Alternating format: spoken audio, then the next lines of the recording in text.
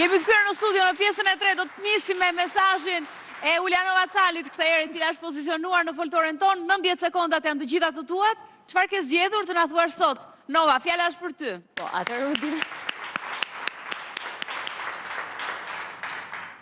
Mesazhi sensibilizues, përderisa kam lidhje me klientët e mi që trajtojnë me kimioterapi, është t'i bëjmë forca vetes, të dashurojmë veten, se duke dashur veten, punojnë shumë e të. Përveç kësajt dhe për arritjet e mia sot që jam këtu, duaj që të them dhe një faleminderit bashkëshortit tim.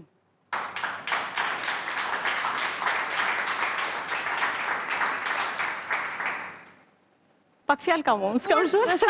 Pak dhe sakt, Nova. Faleminderit shumë.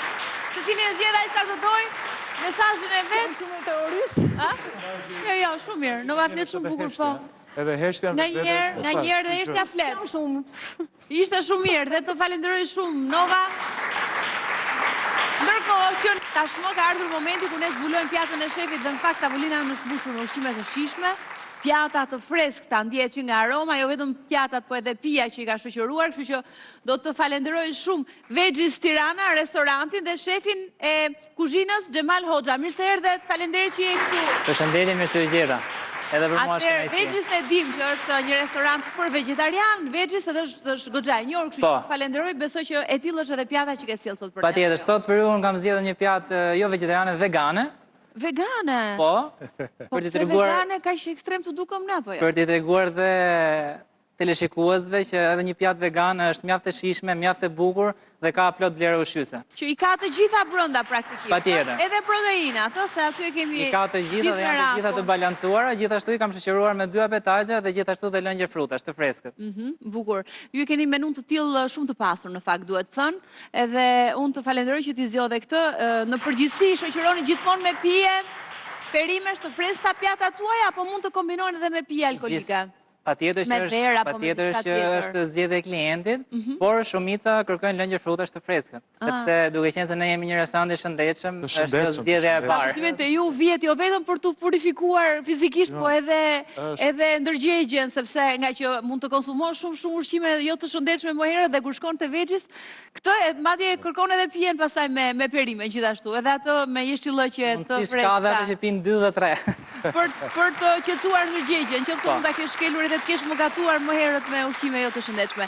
Çfarë përmban pjata që keni përgatitur sot për ne? Atëherë, kjo është një boll, siç e thash më parë, në restorantin tonë njihet si Shiva boll dhe përmban oriz të zi. Boll është tas. Po, tas me shumë gjëra të gatuara, ne kemi të gjithë bollet, kemi të gatuar veç e veç. Nuk është që përzihen bashkë si sallatë. Pra, orizi i zi është i gatuar me kërpull tartuf dhe pesto bajame për të zëvendësuar panan ose granën. Dhe për ta lidhur, për ta krijuar, për ta çuar në trajtën e risotës. Pastaj janë perimet e avullit, janë të marinuar me lëng portokalli, vaj ulliri dhe shumë pak krip. Perimet e avullit ti ke përgatitur me avull, kam përshtypjen duhet jenë brokolit këtu, lakra e bardhë, karrota. Brokoli, lule lakër dhe karrotë. Lule lakra po dhe karrota. Po, mund të kemi edhe lakër brukseli apo asparak, po gjithsesi sot kam zgjedhur këto 3 perime, po. Është humus i qiqrave, është salcë qiqrash që përgatitet me tahini, me majdanoz, me limon, me krip, vaj hudre dhe piper. Okej, bukur. Edhe shumë e pasur, ka edhe shumë ngjyra, edhe duket edhe shumë e shijshme. Gjithashtu janë dhe kërpudhat. Kërpudhat janë thjesht të kaluara në tigan të skuqura me pak vaj ulliri dhe këto janë të shuara me pesto bajame. Fantastike. Ndërkohë gjithashtu është edhe spinaqi sote me pak krip dhe susam për të marrë shije dhe aromë. Super kombinim, fantastike dhe duhet të mbaj si pjatë, besoj, nga është goxha e pasur. Është një pak i plot. Ndërkohë pijet? Atëherë janë 2 pije. Pija jeshile është lëngu detox, që njihet në restorantin tonë, dhe është me spinaq, me kastravet, me selinat dhe moll. Ndërsa lëngu i kuq është me karrot, me panxhar, me selinat dhe moll jeshile. Fantastike. Janë super pija, apo jo, më të mira. Si themi ne, shneti lumenç. Unë jam ushqime jam klient i Veggies, kështu që Olsi jemi takuar disa herë, kështu që kam shumë qartë që do falenderoj shumë ndërkohë që shkruaj me ne edhe do ta bëjmë një gëzuar ne këtu. Gëzuar edhe ta shijojmë. Gëzuar dhe faleminderit që ishit sot. Gëzuar, ja bëjmë me radhë. Gëzuar. Edhe suksese. Faleminderit, të bësh mirë. Gëzuar me profesor Adrianin. Gëzuar, po. Le ta shijojmë sepse duam edhe një përshtypje sigurisht të pjatës, ë? Pa. Kjo që nga e mrekullueshme. Pa. Fantastike. Këta gjërat që edhe në shtëpi me pak vullnet mund të realizohen dhe të përgatiten shpeshherë në mënyrë që të ushqehemi shëndetshëm. Do ta provojmë pak? Po.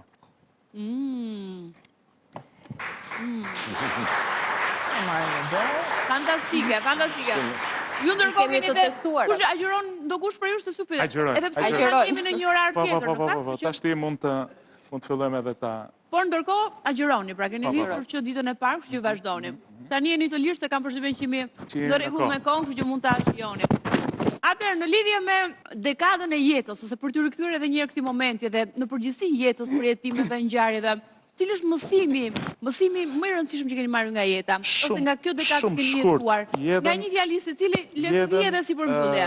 Jeta duhet përballuar me sa më shumë dinjitet dhe sa më pak skuthëri. Atëherë ti merr gjithmonë rezultatet dinjitoze. Alba? Mësimi më i rëndësishëm lidhet me atë që kisha si mesazh, sepse unë nisa nga uni im dhe nga vetja. Kam fjalën për ndjekjen e intuitës dhe vetbesimin dhe vetëm punën. Besoj se vetëm puna që rëndon mbi shpatullat e tua i jep dikur fryte dhe ti arrin të shijosh ato pa pasur asnjë borxh. Dhe është shumë e vërtet. Zonja Adriatike. Mesazhi im është ky: duaje veten fort, edhe duke dashur veten fort rritu, ka përse nga dita në ditë. Do jesh gjithmonë gjithmonë një ditë të re dhe sigurisht me gjëra të reja në jetë. Shumë e bukur. Zotë Adrian. Jeta duhet jetuar çdo çast me të njëjtën intensitet, me të njëjtën dëshirë dhe ajo gjë që unë kam mësuar, po dhe kam si mos mendoj gjithmonë që do vi diçka, do ndodhi më vonë, e bëj nesër. Çdo gjë duhet bërë në kohën e dur, duhet bërë si duhet, me intensitetin e dur. Siç e ka thënë dhe populli i mençur, punën e sotme mos e lë për nesër, që bëje sot. Jo vetëm punën. Po. I jetën e sotme mos e mendo ta jetosh. Mos e është shumë e bukur. Atëherë, pengesa që kemi hasur gjithë jetës, ka qenë shkolla e jetës për mua. Kështu që shfrytëzojeni ose shndërrojeni të gjitha ato vështirësi, nganjëherë edhe gabime, në mësime të rëndësishme të vyera për të pasur më të qartë të gjithë atë rrugën që do të ishte përpara dhe për të arritur gjithë pikësynimet tuaja. Unë ju falenderoj shumë që ishte kënaqësi interesant, ju pata të gjithë dhe ju falenderoj për trofimet. Uroj që ta shihoni, ne do të vazhdojmë sigurisht ta shijojmë ushqimin e mirë dhe këto pije kaq të mira nga Vexhis, që e falenderojmë edhe një herë. Ju pres sërish në studio, me siguri do të kemi të tjera raste. Faleminderit e gëzuar për jetën dhe për dekadat e bukura, gëzuar. Faleminderit që na ndoqët të dashur miq, do të jemi sërish të hënën, fundjavë të bukur, gëzuar.